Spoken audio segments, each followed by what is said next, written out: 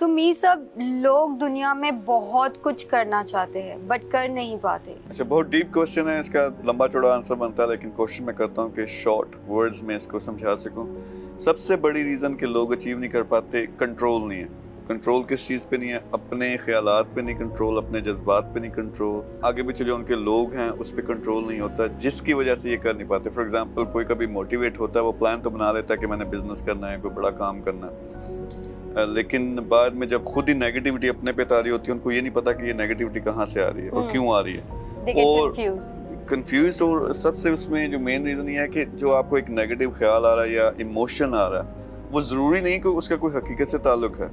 उसके पीछे आपकी ज़िंदगी में जो प्रोग्रामिंग हुई है, जो लोग आपके वालिदैन ने, सोसाइटी ने आपको सिखाया, उसकी वजह से शायद आ रहे हैं। तो इस चीज़ पे कंट्रोल ना होना, ये मेन रीज़न है कि लोग ज़िंदगी में जो कुछ अचीव करना चाहते हैं वो नहीं कर पाते।